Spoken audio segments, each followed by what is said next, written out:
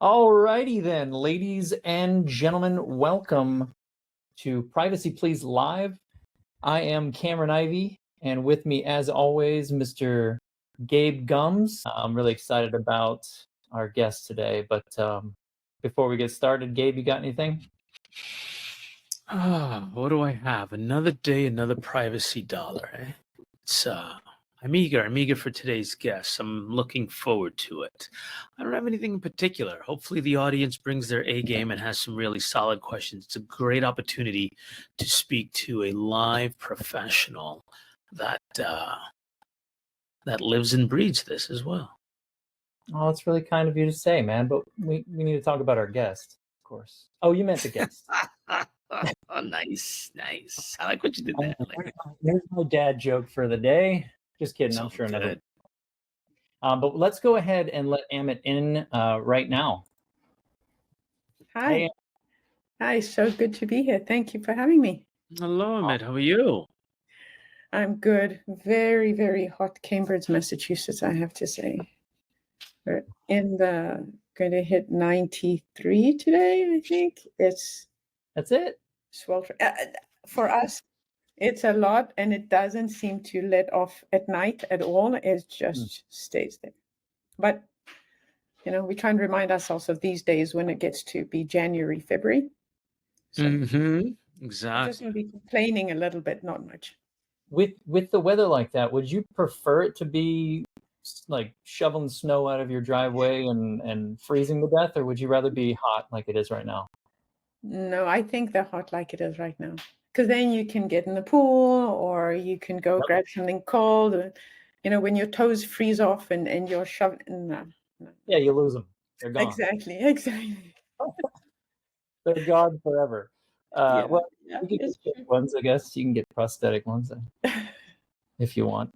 But Amit, thank you so much for taking the time to join us today for our Privacy Please live episode brought to you by Transcend. Thanks for being here. It's a pleasure, and I'm really looking forward to the conversation. Yeah, me too. Well, let's go ahead and kick things off. Why don't you tell us and the listeners a little bit about yourself and where you came from and how you got to being in privacy and security? Sure. So I actually started my career as an engineer in software development. And at the time, it was really cool technology. Like this was high throughput Wi-Fi for video streaming that today we take for granted, or RFID and smart speakers. So it was really very interesting technology, and it was exciting to be doing it. But I always felt that I was for sort of a supporting function. I really wanted to be part of it wasn't the heart of the company. Software development is exciting as it is, and it is groundbreaking technology when you get a chance to work on it. It's really exciting. But for me, it wasn't what drove the company. It wasn't that heart that was throbbing and getting products to customers, making customers happy, getting revenue for what you were selling, and just understanding how do teams across the company work to make all of that magic happen. And I realized that actually took place in operations, not in development. And so I did my MBA and then transitioned myself gradually to operations. And it's been fascinating to see how teams work together, to how often they don't really speak to each other and understand. And I can bring them together and see, hey, just across the wall, this is who's expecting this stuff from you and what it means. And when you make things work better, it's amazing. And I always thought that it would be amazing for the company, right? I mean, it's obvious that if you make things work better, it's more efficient, you get probably more profitable, you can scale, all those great things. What I didn't expect to see is how much it impacted employee happiness. Because when people see things don't work well, they're super frustrated. They're angry at teammates, they're definitely angry at other teams, and it just creates this animosity. And when you come and you solve these things, even if the intention is to actually make the company more efficient, you end up making team members happier. And that was something I didn't expect. And it was sort of, it also helps retention, and it really just builds collaboration and just how committed people are to the company as a whole. So I really love that aspect of being and having that impact in being in operations. But what brought me to privacy is that actually everything in operations is driven by data, right? Because otherwise what happens is you get into this gut feel or this intuition, and that's when emotions go high, and that's not a good place to go. It's not a way to solve problems. But when you rely on the data and you see how things are working, where opportunities are, sometimes it actually highlights. One example is where we were looking at something when I was working at Sonos, at how much we were paying for freight. And we realized that there were some things that were being sent back and forth across distribution centers before they were shipped out. Now, if we hadn't really dug into that data, we wouldn't have seen that. It would have been hidden because it didn't happen that often, but it was often enough that we should have taken a look into it and resolved it. So what the data shows you is really fascinating. But with data comes risk, and that's where privacy and security come in, so that you're actually using data, in a responsible way. And so that's how sort of my winding path got me to privacy and security to actually make operations better. That's amazing. I mean, Gabe, I'm sure you have some questions popping up in your head. I'm thinking about privacy and security as a whole, and how, before it used to be this separate thing, but nowadays it seems like they're finally starting to come together on both sides. Yeah, I was thinking about exactly what you were pressing on there, Cam, and in particular, how those things come together operationally. We don't usually see under one umbrella. Does infrastructure become a component of that? How much does the business kind of recognize the tendrils of data and privacy? Where does it begin and end, or is there no beginning and end? It's true. I think a lot of companies have this affinity for data. I want to see who's buying my product. I want to see how they're using it. I want to see, where do I sell more? Why do my customers fall off and don't engage? There's this affinity to keep on asking these questions to improve operations. But I'm not sure how much companies really stop and say, what, by getting this data, am I risking my customers? Because I'm pulling more data from them, more data, higher chances of security breaches, higher risk to the customer. Do companies really take that time to do that trade-off and say, I'm willing to expose my customers for the benefit that I give them, not just my company, but the benefit that they get?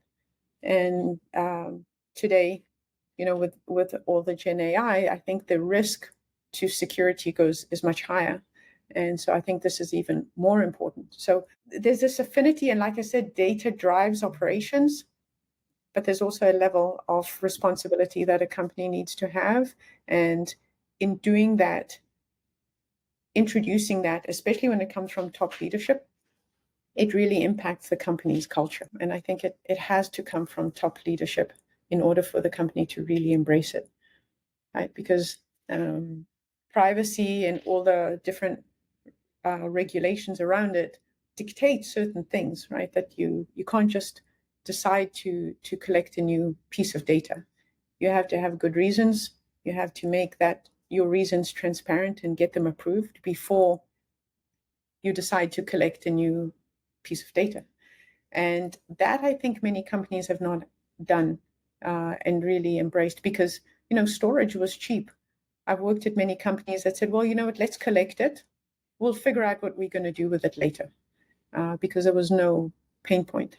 I don't think there was a lot of, at least situations where I was at, where it was, hey, just a second, maybe storage is cheap, but what about the privacy concerns for our customers with what we're collecting? Why do you think they don't do that? What is there some common thread across those organizations that you see that are not protecting their data that way? I don't know if protecting as much as understanding these privacy implications to customers. And, a lot of companies that I see or I've worked at collect data, but they don't immediately use it. So sometimes that data is wrong. And sometimes that data is just dirty with stuff that you don't need. And so what it becomes is just a pile of junk put in storage. It still presents a high risk because it's still being accumulated there and can potentially be targeted. But the sad thing is it's never actually being used because the company hasn't sat back and said why and thought, why are we collecting this? How are we going to use it? How's it going to advance what we do operationally? And how is it going to, can we then also benefit our customers? Can we be more efficient and maybe make the right product available at the right time, or maybe even drive prices lower? Things like that. That's, I think, some of what, the GDPR and more focus on privacy that's been happening in the last few years. I think that's bringing that up and forcing people out, right? Because regulations always force people to do things even if they don't want to. Yeah, I think. Have you seen in your years of experience, I would imagine, kind of incorporating that company culture around privacy? Have you seen, like, around strong privacy practices? Have you seen a positive change when implementing those in some of your past roles and operations? I wish I could say that as a yes. I think, and maybe this is more a case for smaller companies. I can't speak for super large ones, but even larger ones, whenever budgets are tight, it's always something that's easy to say, okay, let's not invest in it, because it's hard to show the benefit to the bottom line, right? Investing in a tool like Transcend that helps you really enforce privacy. And so, or resources, training in-house staff, or relying on consultants. But it's much easier to say, okay, let's invest more in advertising or in some other marketing campaign or stuff like that. That it's easier for leadership to gravitate to that versus to privacy. And though I think there are very cost-effective ways to actually make a big dent in privacy. It doesn't have to be all out. And that's what I would really encourage top leaders to do, to really just starting by behavioral changes in a company. So the fact that documenting when a new feature is going to be developed, right? Product management has come up with a great thing. They understand customers need it. Just documenting what new data will be collected and sharing it with the right teams across the company. That transparency, that bringing a set of different voices around the table early on versus much later down the line, that is just a behavioral change. And it creates conversations and it brings opinions, and that you didn't really need to spend a dime on, but you still did and push the privacy needle really far along. And so I think that's actually that's something good just in general operationally to do that. Many times some teams, data engineering teams, often only see much later down the line, or analytics teams only get visibility into what's being going to be collected way down the line, and they often say, hey, why didn't anybody ask us for our opinion before? We would have suggested something different. Through privacy, as an excuse for privacy, you bring these people around the table earlier. So I think that's a great way, and not costly at all. Do you think that there actually is a shift? And this goes back to your point where it starts from the top. Do you think that there's more companies where they're actually getting pushed from the top about privacy to the lower part of their company, or is it still a fight from bottom up? I'm happy to chime in. I think it only comes, or what I've seen, it comes from the top when it comes as a result of regulation. So if you want to expand your market into an area that has different privacy regulations, it forces leadership's hands to do it, and then it comes from the top. I think when it's grassroots, is in most cases it's just because it's a feeling it's the right thing to do, then I think it's much harder to advocate for it, understandably, but not really. It's hard to accept, but it's possible to understand why. I don't know what have you guys seen or. Yeah, I'm inclined to agree. I've seen much of the same. The times when I've seen it work best from the bottom up still actually starts from the top down. There was at least one person championing that cause further up somewhere, and they took it all the way down to the ground floor, so to speak. What do you think some misconceptions about businesses around these topics have been that you've seen a lot in the last 5 years? Any common misconceptions? It's expensive. It's a headache. It's a distraction from what we need to do. All these feelings that, hey, this is a monumental task that we're going to be deep in, and we know how we're going to get into it. We don't know how we're going to get out, versus, understanding that, hey, maybe it can be done piecemeal. There are things that can be rolled out slowly. If you find the right partner, the right technology partner that are in your same mindset, it might not be that expensive. I think relying on outside experts, that tends to definitely be expensive. But I'm a strong believer in wherever possible, do yourself and be self-sustaining, because I think only employees really have the full context of what's going on in a company. And it's also a great way for retention, because if you can train people and give them the skill sets of privacy that they didn't have in their toolkit before, then it's a wonderful new thing that they can add to their resume, and so they'd be happy to stay.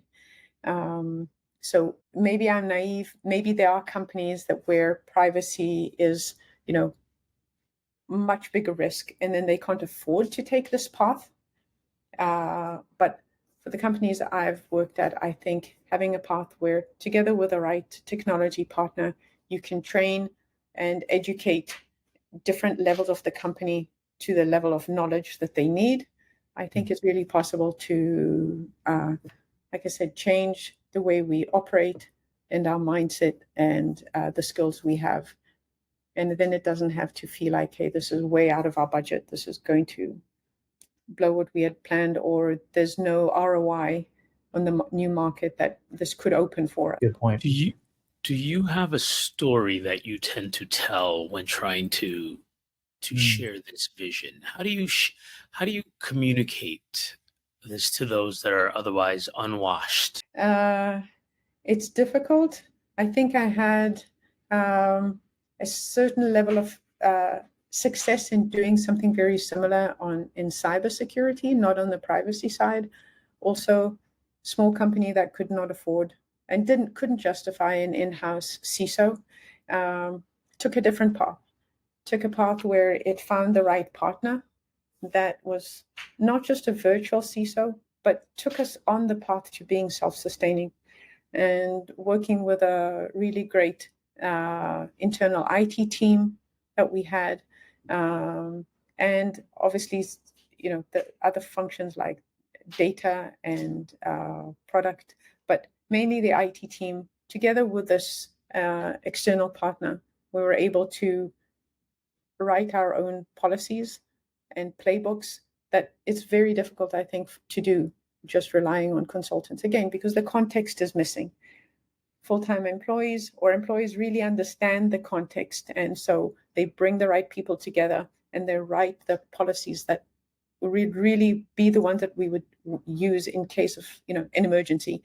And so working on that, working through we did a NIST assessment, and so running through the high priority items, we had this virtual CISO be our support function, but we were learning, and we asked them very explicitly to teach us, and it wasn't just we left with the same low level of knowledge as when we came in. So I think over after a year or so, our level of reliance on the external partner went down and our level of internal support really went up. And so that taught me that it's possible. If you set it up with the right partner and you have the right thirst for learning internally in the company, I think you can really do that.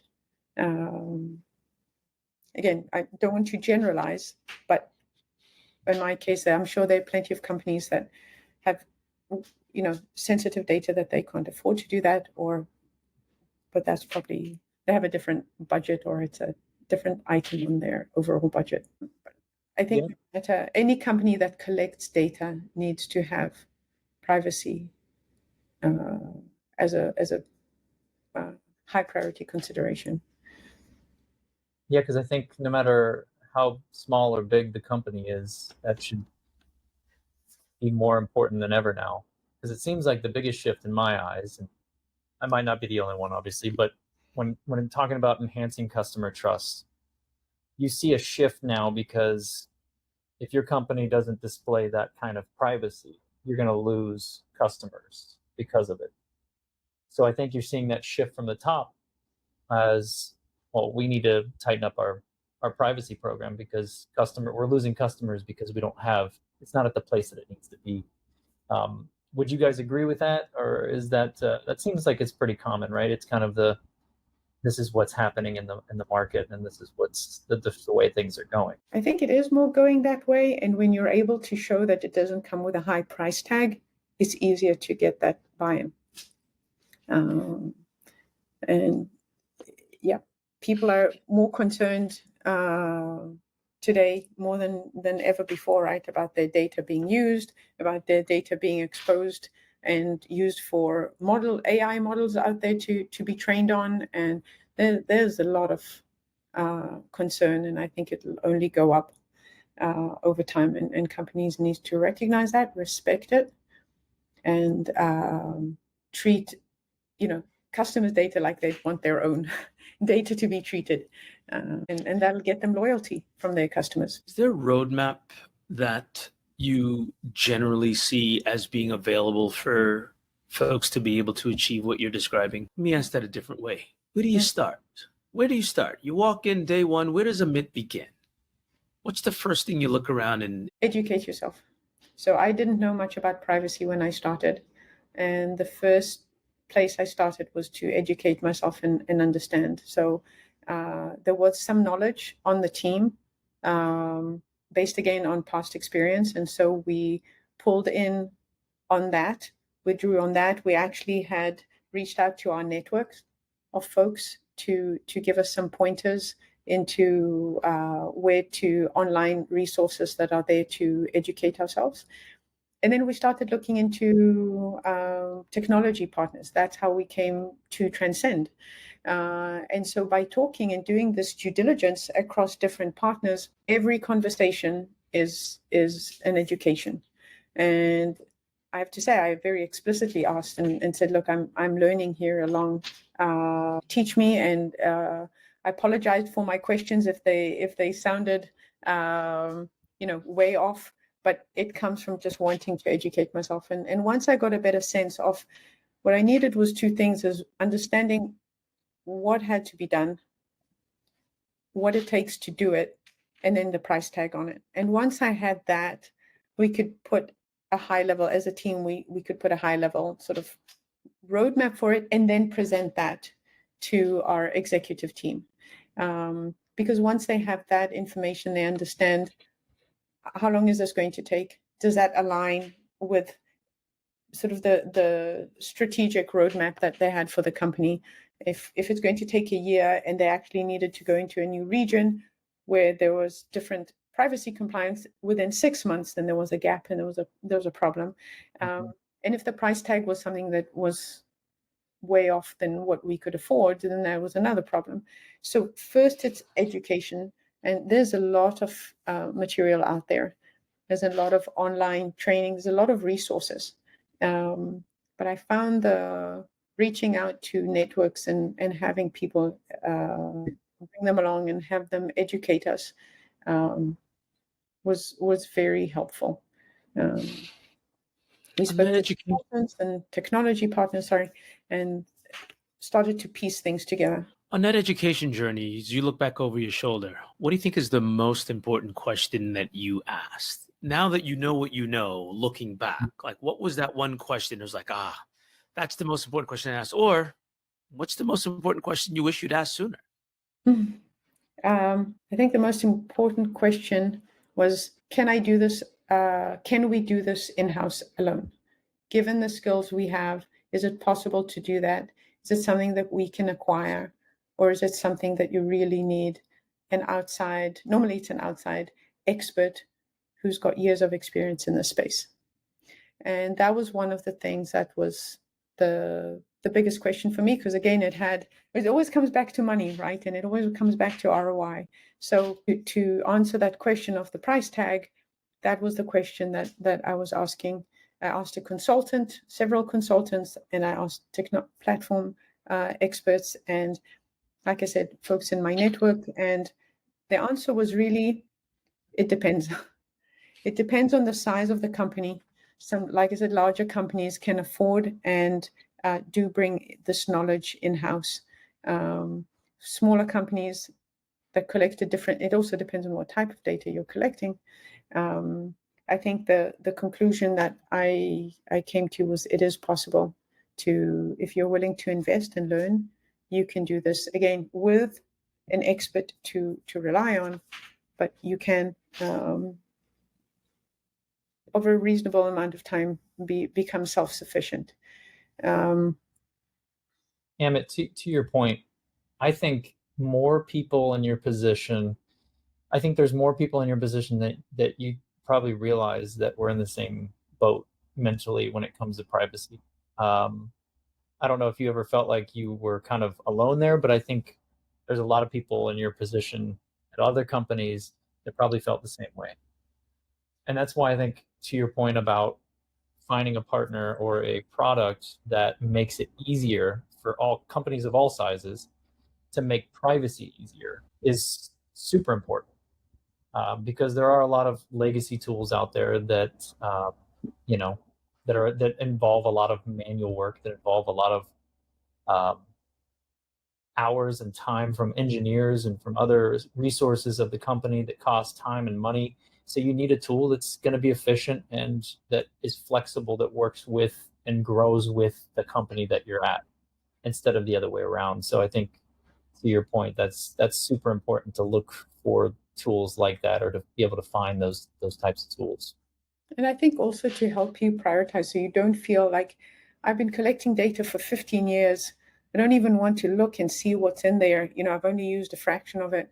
That fear of, hey, what am I, it's overwhelming to think of needing to handle such a massive amount of data. Coming to it with someone who can help structure that and break that down into, sort of doable milestones, that's very helpful. And I think also builds confidence within leadership that it can be done. And it's not this massive hole that we're going to go in and continue pouring money into and never see the end of it.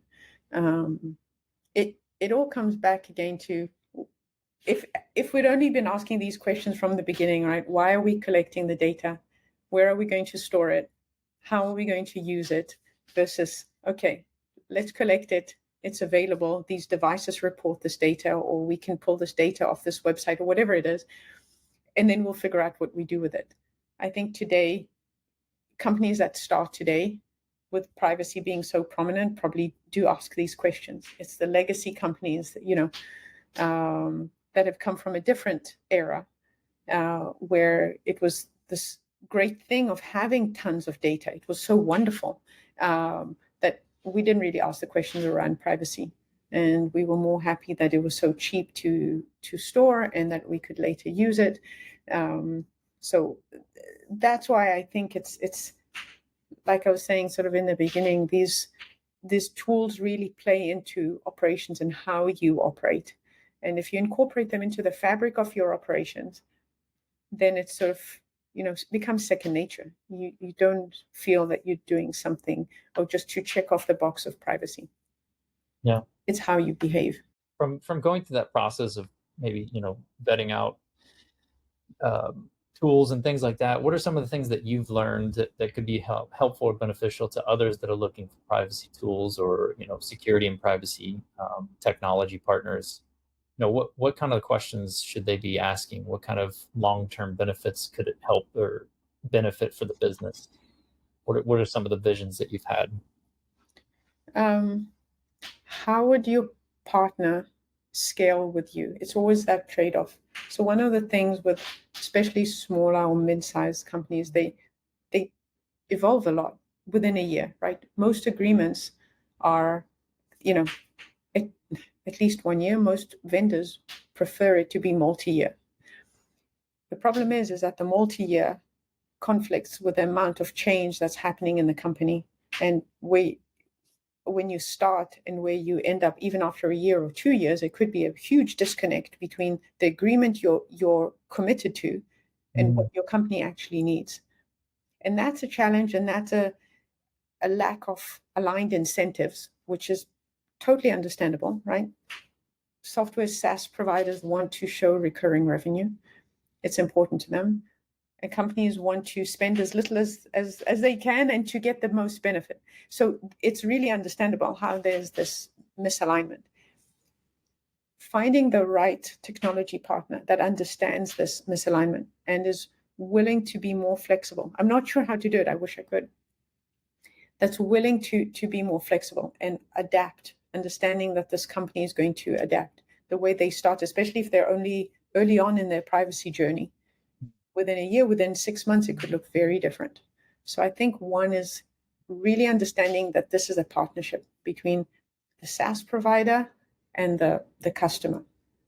And it's not one is beholden to the other because you've now signed a long-term agreement. Or, you know, a lot of platforms, once you use them, it's very hard to leave, right?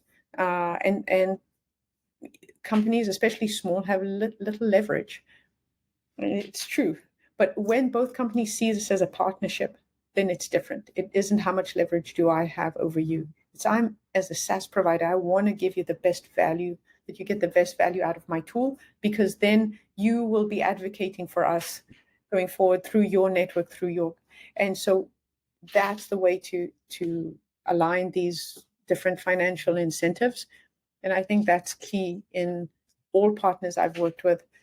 Not just in privacy. It's really makes or breaks, because sometimes companies get stuck almost with agreements that they cannot get out of and getting very little value. So I think that would be my top choice. My top item, the second one I think is by far support and training. How much does the partner want to share and train internal staff versus keeping that knowledge to themselves and making the customer totally dependent on them for every little thing? That's very difficult and very slow. So a company that comes and wants to invest in really training internal employees to be able to support their platform, evolve it, grow it as the company is growing. I think that would be my choice number 2. And from there, everything else is easy. Classic. Everything's easy from here, guys. Yeah. I think it's funny because when you were explaining the two differences, it sounds like you're kind of talking about, in my brain, I'm seeing like older tools compared to next generation type of tools where they're almost built more efficiently and they're easier to use for anyone in the company, instead of it being so technical and manual and things like that. And you know, I think important things is, like, a lot of companies don't really tell you a lot of their sauce or their secrets or how things work. I think it's kind of neat for certain companies to kind of give you that glossary of all the tools and how they work and how they operate and that kind of thing. I think that's super important because you're transparent with your customers and people that even aren't your customers. If you have something like that on your website, I think because it almost encourages them to learn how these things work and how they operate, and you can better use them for your organization. Yeah, that's fascinating. It's interesting. Gabe, being on the security side of things, what is your take on all this? I mean, what do you what's going on in your head? I think it's time we see more partnerships between the security side of the house and the privacy side of the house. I love that, Amit, that your purview over operations brings together the data and the storage. And I think, my lamentation here is that as the security person in the room, so to speak, the data we oftentimes look at as belonging to some other part of the business, and the same thing with where that data is stored. That's an IT problem, and the ownership of the data, well, that's the business unit problem. And so, as security, what's the responsibility to making all of these boats rise with the tide, right? Like, how do we link our hands together here, and actually, to the points you're making, how do we embrace a privacy program leveraging security, for example? Because we know we can't actually have privacy end to end across the business without security. That is not possible. You have to be able to protect the confidentiality and the integrity of that data. And that falls rather squarely in the laps of the security folks. Agreed. And I think the more the security folks are ingrained with the data folks, so they understand what data is being collected and what data needs to be combined with other data. And when it is combined, does it then become private versus before it wasn't? And then obviously it's a higher risk. And so having these conversations with these stakeholders early on, I think really, like you said, if you think about privacy early, it actually can enhance security, right? Because if you're collecting less data, or you're thinking 3 times whether you really need to collect this extra piece of data, there's less to secure. Or if you're able to even influence the way you analyze the data, or the way your product uses the data in a way that makes it overall more secure, then it's you've actually got product, data engineering, security, and privacy all working together, versus them all being in, like Gabe was saying, in their own silos and being called in only later. So it really can create I think the privacy and the frameworks that privacy sort of dictate actually bring people closer together. And like I was saying, it really impacts the way we work. And that's what it's fascinating. It's not an obvious thing when you think of, okay, I'm going to embrace privacy, but it has much greater implications. And when companies realize that, it might also make them be more ready to invest in privacy than they were before, because they get so many other benefits as sort of side effects almost of this. It's the culture change in security and privacy. But I have a hot take question here. Who do you think's more stubborn, security folks or privacy folks? Oh, it's definitely security folks. Without question. Well, the security folks have that fear ticket that always gets people, let's get people paranoid. And and that trumps everything, right? When you get people scared, then they'll do what you tell them. I mean, in their defense, they're worried about things like ransomware. So, the fear is real. The fear is undoubtedly extremely real, but you'd be right. They certainly do. They certainly do travel in the less comforting parts of our business. Exactly. And maybe if they saw privacy as a partner in helping them reduce the chance of ransomware, then maybe they'd see this as in a different light.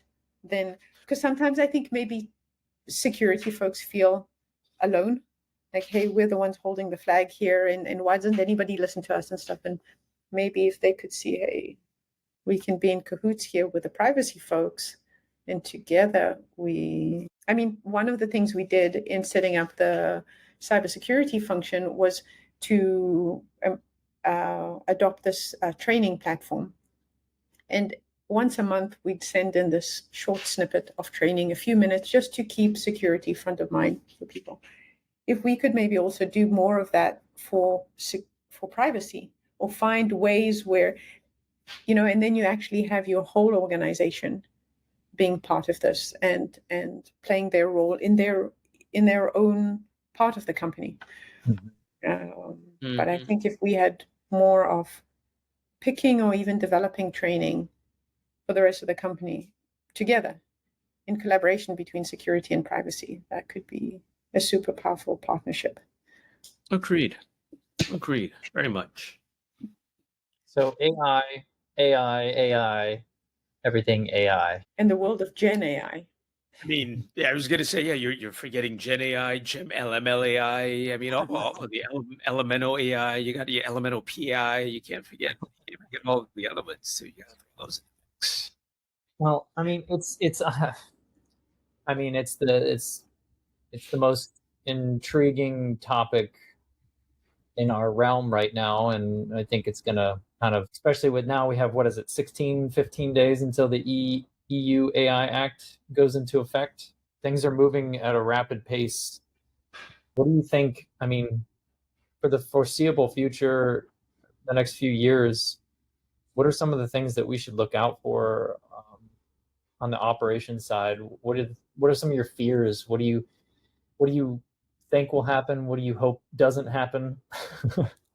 I know I'm throwing a lot at you. I'm just kind of... No, because I think it's operationally, there has to be something much further down the line that needs to happen in order to reduce some of these fears.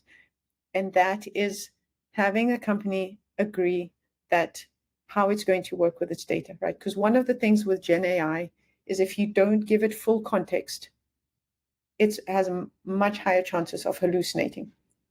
And so if you were to run some Gen AI on only sales data, or only marketing, or only finance, without giving it an ability to see all the company's data, then you're going to get very different and wrong results. And so I was listening to some podcast a while back about actually the biggest challenge is getting teams to agree on working off a single data lake. And that normally also means a centralized data team. And that's a touchy subject because there's always this tension between centralized and federated. And, is it going to be one choke point? Does the central team understand the context of the data as much? I think getting alignment within a company on that and how to make sure that whatever you're running your Gen AI on is complete as much as you can. It represents your whole company versus just a certain silo of it. I think that's going to be harder than actually, the second thing is also for companies to decide what they want to do with AI. Not, today it feels a lot like a solution looking for a problem, desperately looking for a problem. And really knowing what it is that you want, how this AI is going to help you as a company operate more efficiently or help your customers be happier, want to spend more with you. But without having that first also understanding of how am I going to give it all the full context of the company, and agreeing on that, getting buy-in, and not having each team want to own and control its own piece of data. I think bringing that to awareness is maybe it's even a harder challenge, because again, it comes back to, how we operate and change management and humans getting in the way and all of that. So I think that's where it's going to start. And the second thing I'm worried about is testing this thing. Companies are used to QAing their product, right? Or maybe analysts are used to reviewing their dashboards and seeing that they're correct before they release them. Testing this Gen AI and what its results are, I think, is a whole different level. And it's going to also be, as the company changes, you can't just test this once, right? You're going to have to test it over and over and over again. Understanding that challenge and what it means to QA Gen AI outputs, I think that's a challenge that companies also need to think about before embracing something. I mean, it seems like Gen AI, rapidly continue to evolve and change faster than. I mean, would you say that it's going to be something faster than any kind of technology that we've ever experienced? I mean, is that a bold statement? I think it's true, at least the hype of it. Yeah. Right. I mean, we see how quickly it is. Whether that's going to, taper off in a year or two, it'll be interesting to see. If it doesn't give benefits, right, the market's going to be hard to keep on investing in it. And so it comes back to companies really needing to be clear on what value, what benefit is this AI going to give us before deploying. And I think there's going to be more justifications that teams and companies are going to have to make to their investors and internal stakeholders before they get resources to go off and do this. Yeah, because I wonder if it's something that's more threatening than helpful in the long run, or is it equally both? It's interesting, and it's very interesting from my perspective. I've been trying to think about how it plays into privacy. Yeah. How does the whole privacy thing play into what data are you allowed to train your model on? How do you make sure that the data you're training it on complies with all the privacy, internal even data? I'm not talking about, all the issues around training on publicly available data on the internet. The data that you've collected as a company, how do you make sure that when you train your model, you're still complying with all these privacy regulations? I think that for me is something I'd like to learn more about, and we'll try and see how to educate myself. I think it's a big question. I wonder if it's also a question for tools that tools need to address, and how much privacy tools have actually taken into account and thought about changes maybe that they need to do to support Gen AI, model training and stuff like that. I don't have an answer for that at all. Yeah, because it's going to be scary. One day we're not even going to know what's real anymore. Some people already don't know what's real and what is. We all live in our own little reality, right? That suits us. It's scary. I mean, technology. I was telling you about this yesterday, Amit. It really sits with me, and it was if you live in the past, you're going to be depressed. If you live in the future, you're going to be anxious. But if you live in the present, you will find peace. I mean, it's kind of true. I like it though. Yes, it's good to keep in mind, just in general in life, I think. Even putting aside AI and technology. Just life in general. Anything that we didn't touch on today that you want to bring up or talk about that's really important to you, that comes to mind? Anything? I would have loved to turn the question over and ask you, as the privacy platform provider, what you would like to see from customers of yours in order to make your platform be more effective when it's deployed.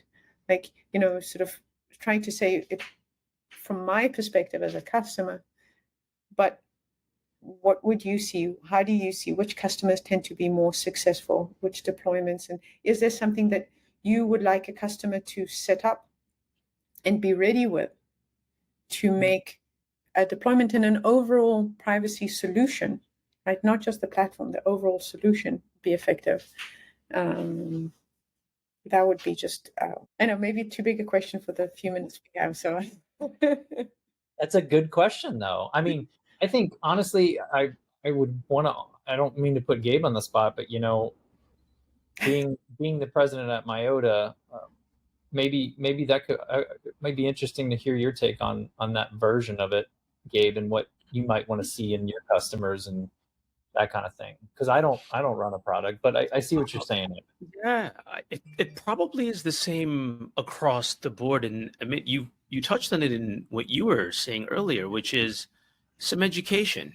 I often encounter folks that have some very strong misconceptions about what offerings are in the market. And some of that is just a byproduct of good old-fashioned marketing shenanigans, right?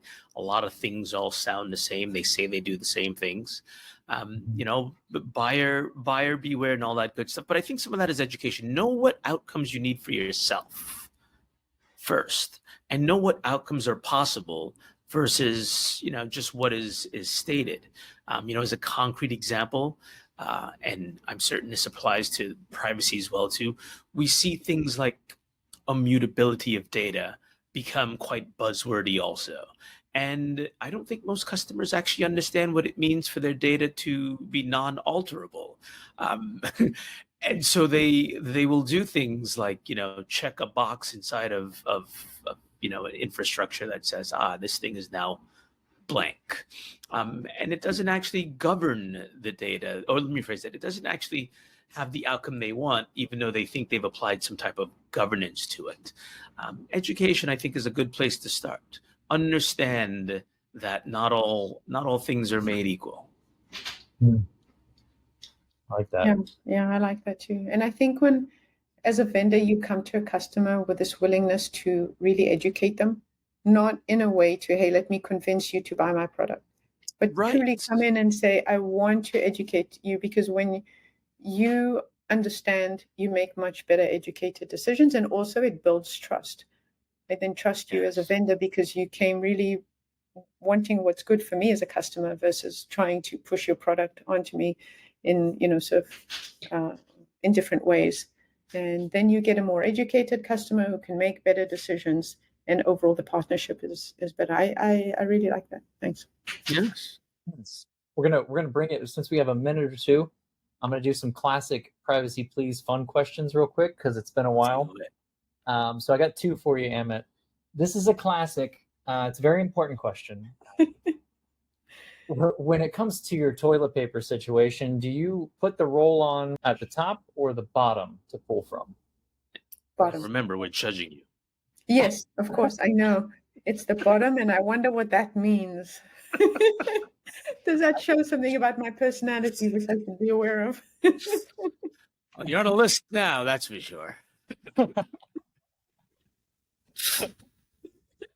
Well, we joke around that there's only one way, but honestly, I have no idea what one or the other means. I just think it's funny. But there are. I have to say, I am consistent, though. That's good. There are those that are pure chaos. They just put the roll on and walk away. Those people want to see the world burn.